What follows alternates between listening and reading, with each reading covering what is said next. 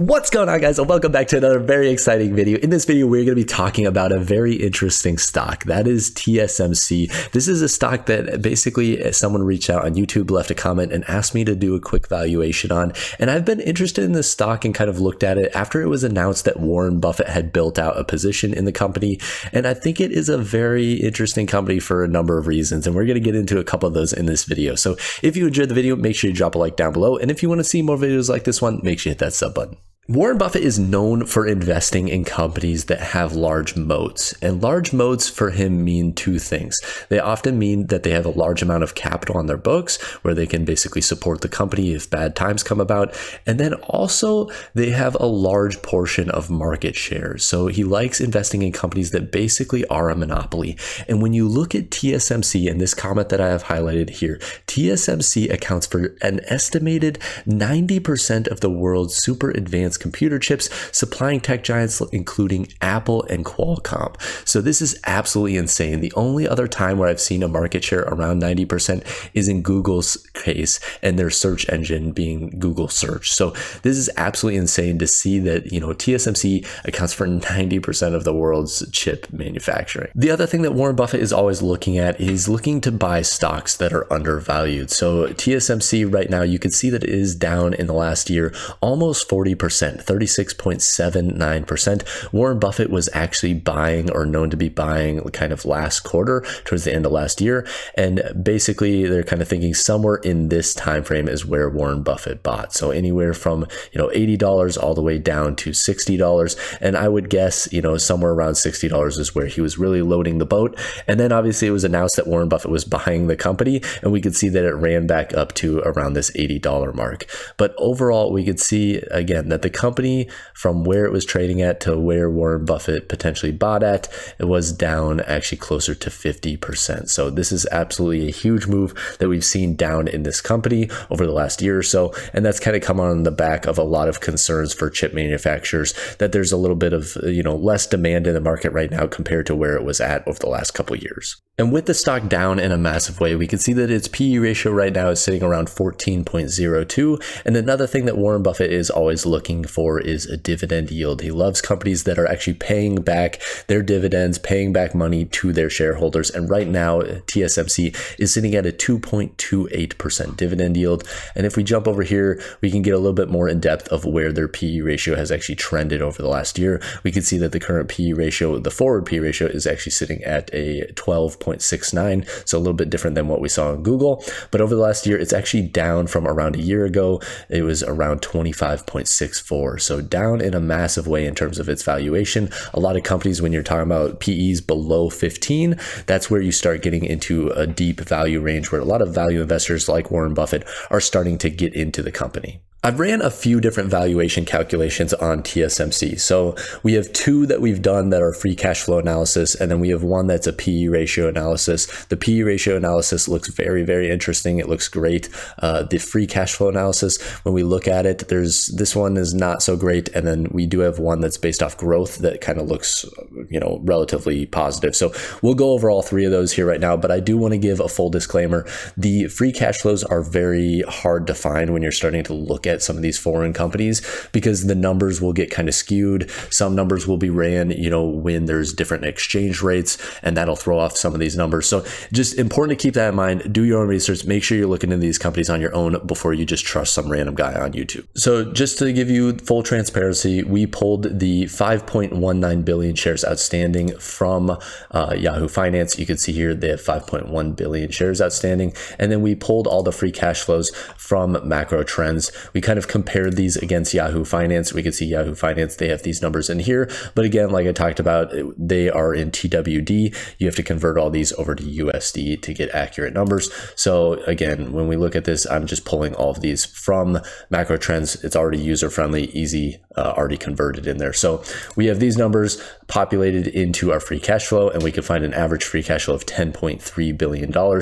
We have a margin of safety of 10%. So our average free cash flow is now $9.27 $7 billion. And what that means is at the current share price of the company, you are actually getting a 2.28% return on your capital in terms of the amount of free cash flow that the business is giving off. So obviously a number of 2.28% is not very interesting when you look at a company, but what we have done is we have projected the growth. So we have right now in 2018, $8.45 billion.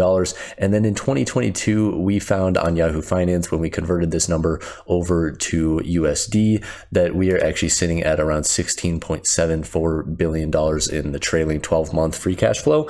So what we can do with that is we can calculate a compound annual growth rate.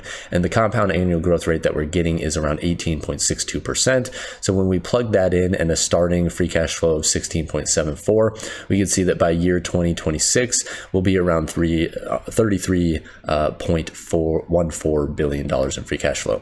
So when we plug those numbers in, again, having the same number of shares outstanding, we actually get an average free cash flow of $24.25 billion.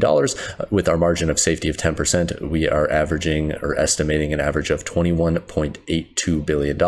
And that actually gives off, at our current share price, a 5.38% free cash flow yield. So 5.38% is starting to get into a very interesting range. I'd say anywhere from 4.5% to really 6.5% free cash flow yield. That's where you're getting into very interesting numbers. One thing to really keep in mind is the semiconductor space over the last couple of years has had a tremendous amount of growth. And people are worried that over the next few years, it is actually going to slow down in a fairly significant way. That's why we've seen stocks like Nvidia and AMD fall in a very massive way. So keep that in mind.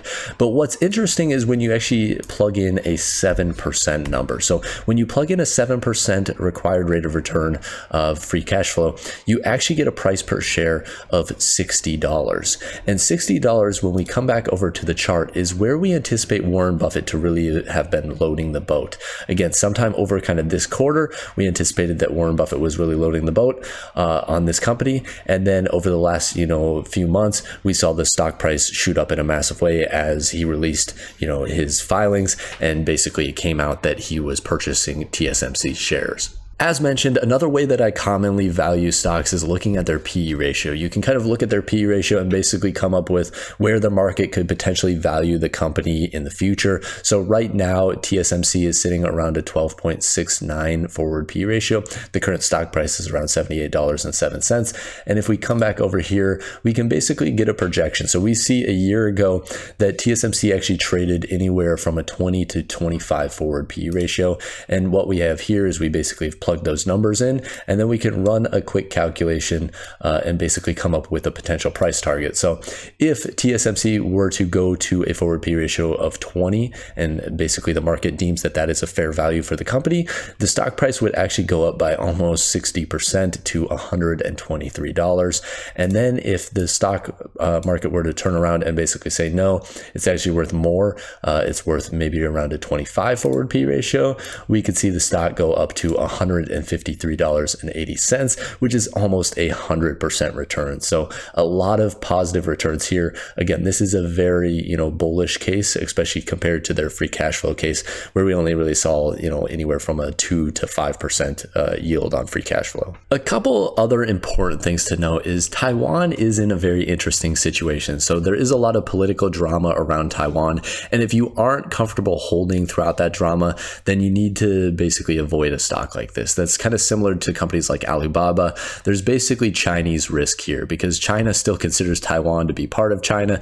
Taiwan considers themselves to be an independent country. The US has basically intervened and tried to basically deem that Taiwan is its own separate country. There's basically a whole lot of drama and politics and everything that goes into it. So you need to keep that in the back of your mind when you're investing in a company like that. That is part of why the stock is down in a massive way, right? Not only have semiconductor stocks fallen just because of lack of demand over the last kind of 6 months or so, but also there has been political risk with China going on in the background. However, with all that said, I do like the company. I think right now it's probably, maybe slightly undervalued, probably close to a fair value range to slightly undervalued. That's just my opinion. Obviously, run your own calculations. Like I said, do your own research and make sure you're looking into these companies. Make sure you understand a lot of those risks. Like we mentioned, there's a big risk with China. There's a risk with the semiconductor semiconductor industry and potentially, not experiencing a whole lot of growth over the next couple of years. I think over the long term, they will have a tremendous amount of growth. But then also at the same instance, look at the positives, because TSMC has a 90% market share of the semiconductor industry, which is absolutely insane. And when you start getting into those types of numbers, you basically can build out a monopoly where you really just control the market and can control a lot of the pricing power over the market. So overall, again, those are all just my opinions. I personally do not own this company. I don't really have plans to own this company in the future. I've looked at it in the past. Again, when it was announced that Warren Buffett was buying it, kind of just ran some quick calculations like we did in this video. And overall, I think there is upside, but I think there's a lot bigger, upside with other companies, specifically like Meta, and even I think Alibaba probably has a little bit more upside than Taiwan Semiconductor. So overall, again, just my opinions. Do your own research. Make sure you're looking at these companies before you purchase them. But if you enjoyed the video, make sure you drop a like down below. And if you want to see more videos like this one, make sure you hit that sub button. And as always, guys, have a wonderful rest of your day.